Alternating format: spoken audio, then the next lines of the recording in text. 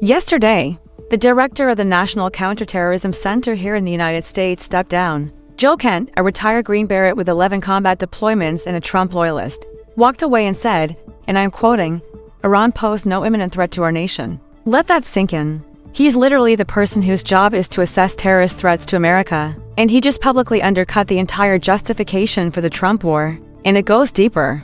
Kent also made it clear that he believes this war started under pressure from Israel.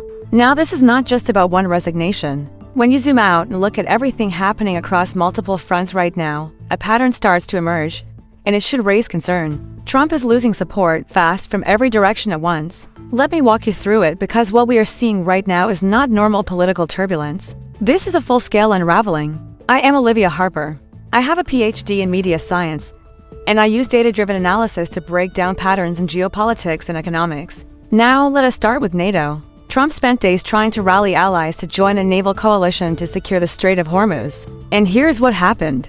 France, Germany, the United Kingdom, Italy, Spain, Japan, South Korea, and Australia all said no. Completely. French President Emmanuel Macron made it very clear. He said France will never take part in operations to open or secure the strait under the current conditions. The European Union Foreign Policy Chief also stated there is no appetite in Europe for this. It is not a European war. So how did Trump respond? He criticized openly. He called the Prime Minister of the United Kingdom, Keir Starmer.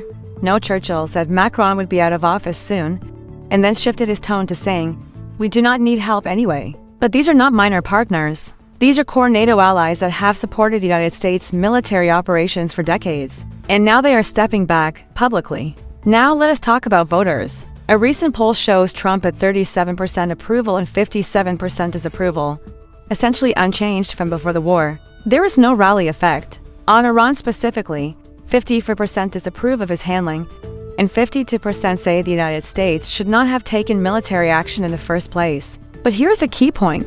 55% of Americans do not believe Iran posed an imminent threat at all. That is a majority rejecting the core justification for the war. Now add the economic situation. The disapproval rating for Trump on the economy has reached 58%, the highest it has ever been, including during his first term. Oil prices have increased by 40% since the war began. Gas prices are above $5 per gallon in California. European natural gas prices increased by 63% in a single week. Inflation is rising again, just as people believed it was stabilizing. Now return to Joe Kent. He is not a low-level staff member. He is the first senior official to resign in protest over the Iran war, and officials inside the administration are already concerned this could trigger additional resignations. The resignation letter from Joe Kent was extremely direct. He told Trump, high-ranking Israeli officials and influential members of the American media pushed a misinformation campaign that undermined your America First platform and encouraged pro-war sentiment. He also compared this to the same strategy used to lead the United States into the Iraq War. And this part is especially significant. As a Gold Star spouse, his wife was killed in Syria in 2019, he stated, "I cannot support sending another generation to fight and die in a war. That brings no benefit to the American people." Now consider this. The direct superior of Joe Kent is Tulsi Gabbard, the director of national intelligence. Before joining the administration, she publicly warned against a war with Iran. Since the war began, she has remained silent. She has not defended the war. She has not publicly supported the intelligence behind it. She has simply stepped back. And when a counterterrorism director resigns saying there was no threat, and the intelligence chief does not defend the justification publicly, that reveals what officials with access to classified intelligence likely believe. Meanwhile, Trump is in direct conflict with Federal Reserve Chairman Jerome Powell. The Department of Justice issued criminal subpoenas against Powell, officially related to a building renovation, but widely seen as an attempt to pressure him into cutting interest rates. A federal judge dismissed those subpoenas, stating there was strong evidence they were improperly issued. The judge also stated, "The government has offered no evidence that Powell committed any crime other than displeasing the president, which is not a crime." Trump responded by calling Powell that jerk and labeling him either incompetent or dishonest. On Monday, Trump demanded that the Federal Reserve cut rates immediately, stating that even a third-grade student would understand the need for lower rates. However, Powell is not changing course. Oil prices are increasing due to the Iran conflict, not monetary policy. Inflation is rising. The primary responsibility of the Federal Reserve is maintaining price stability. Reducing rates under these conditions would be a serious policy mistake, and Powell understands that. So Trump is now in a difficult position. He needs rate cuts to stimulate the economy before the midterm elections, but the consequences of the war have made that nearly impossible. And the attempt to pressure the Federal Reserve has backfired, with a federal judge effectively accusing the administration of misusing legal authority. Now, let us connect everything. NATO allies are stepping back. Voters do not support the war.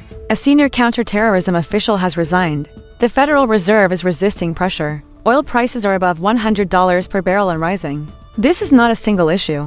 This is pressure coming from multiple directions simultaneously: diplomatic, political, economic, institutional, and it is intensifying.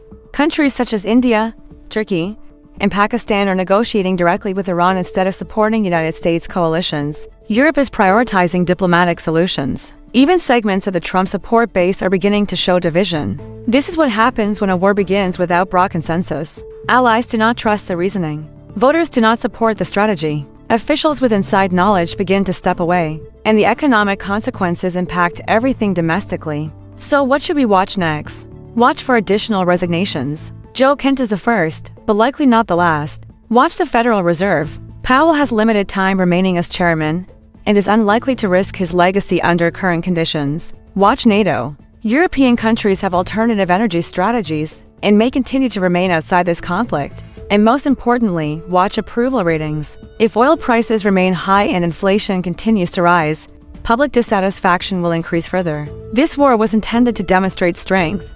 Instead, it is exposing structural weaknesses, dependence on oil, reliance on allies, and declining institutional trust. The resignation of Joe Kent is not the full story. It is a signal. Trump is facing pressure on every front, internationally, domestically, within the administration, and from economic institutions, all at the same time. That is not sustainable. This is a fragile situation, and the first major shift has already begun. Now watch the next video on your screen about how the petrodollar system is being challenged at the Strait of Hormuz, where Iran is encouraging trade in yuan instead of dollars. This shift is already underway, and it could reshape the global economic system. Thank you for watching, subscribe, and I will see you in the next video.